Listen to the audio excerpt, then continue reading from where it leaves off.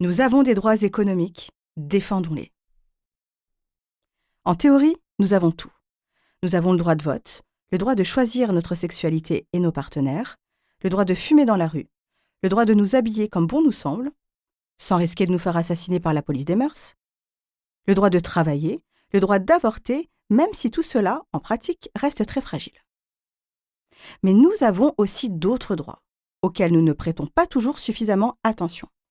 Des droits économiques.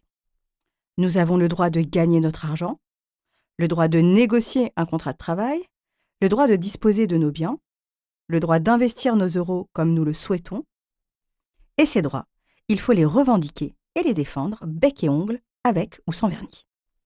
Souvent, ça nous fait un peu peur, parce que l'argent est un territoire sulfureux et encore très masculin, parce que nous nous sentons à des années-lumière de cette compétition qui consiste à se mesurer le portefeuille, parce que nous n'avons pas toujours envie de voir les choses en face, parce que les signes extérieurs de richesse ne nous intéressent pas. Nous, ce qui nous importe, c'est surtout d'être heureuses, émancipées et libres. Sauf que le principal outil de notre liberté et de notre émancipation, c'est l'argent. Soyons lucides, il n'a pas le pouvoir de nous rendre heureuses. En revanche, il nous donne la liberté de partir, de rester, de décider, bref, de choisir notre vie. Donc, il faut s'y intéresser, et pour ça, il faut faire les comptes. Jusqu'ici, vous vous êtes dit que vous aviez beaucoup mieux à faire. Franchement, on vous comprend. Vous êtes très occupé et vous ne voulez pas résumer votre vie à des opérations sur une calculette.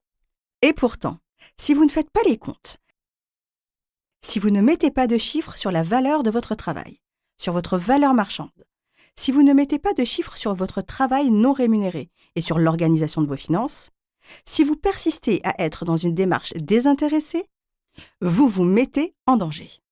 Votre vie peut se transformer en un manque à gagner permanent, vous jouez les équilibristes et bien souvent, vous n'avez pas de filet.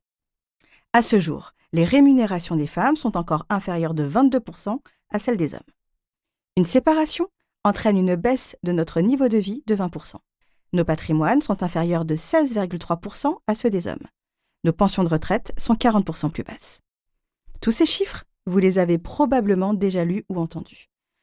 Nous les observons tous les jours. INSAF en aidant les femmes à augmenter leur niveau de vie grâce à la négociation de rémunération. Héloïse en les conseillant sur leurs finances personnelles. On peut vous le dire, la réalité est souvent beaucoup plus douloureuse que la statistique. Dans une société qui vous rémunère 2 fois moins bien et qui défend 2 fois moins bien vos intérêts financiers, vous devez tout simplement être 4 fois plus vigilante. Alors bien sûr, pour toutes ces inégalités, vous pouvez blâmer la société, le patriarcat, vos mères, vos sœurs, vos hommes. Nous avons écrit ce guide pratique pour vous aider à identifier les zones à risque, celles qui vous appauvrissent, pour vous donner des solutions concrètes pour réagir et vous enrichir. On ne va pas vous apprendre à compter, vous savez déjà le faire. On va vous apprendre à faire les comptes, à négocier, à investir, à ne jamais baisser la garde et à défendre vos intérêts. Ni Cruella, ni Princesse Sarah. Les femmes grandissent avec cette idée qu'elles n'ont le choix qu'entre 2 options. Soit elles sont sans cœur et intéressées, façon Cruella. Elles sont prêtes à tuer sœurs, collègues et maris pour gravir les échelons et accessoirement sans faire la doublure de leur manteau. Soit elles sont les gourdes dont tout le monde profite jusqu'à l'épuisement.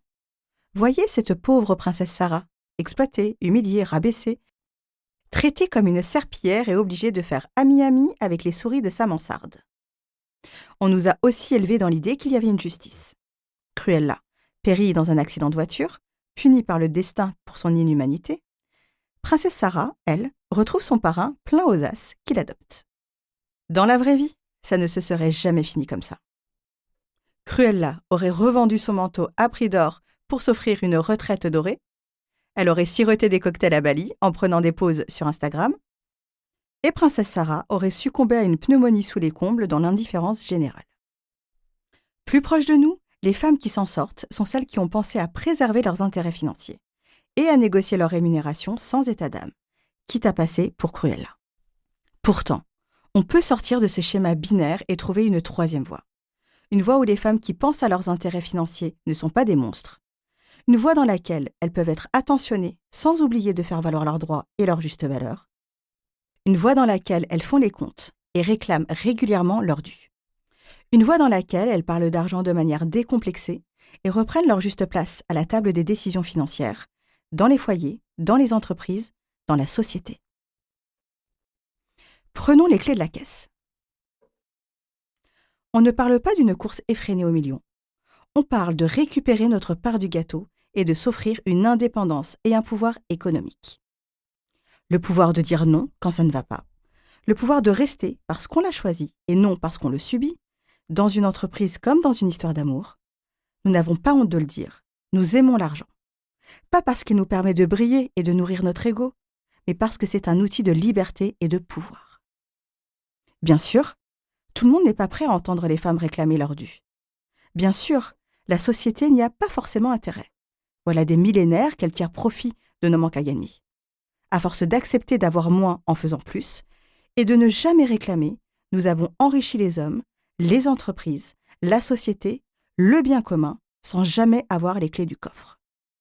Si nous ne voulons pas que ça dure, nous ne pouvons plus nous contenter d'être rémunérés en pourboire. Car notre argent compte autant que celui des hommes. Alors aujourd'hui, il est temps de revendiquer ce qui nous revient et de nous servir justement dans la caisse. Il est temps de faire les comptes, d'envoyer l'addition et de défendre notre pouvoir financier. Aux thunes, citoyennes. Pour continuer à écouter ce livre audio gratuitement, cliquez sur le lien dans la description et vous pourrez l'écouter en entier sans frais grâce à l'essai de 30 jours d'Audible.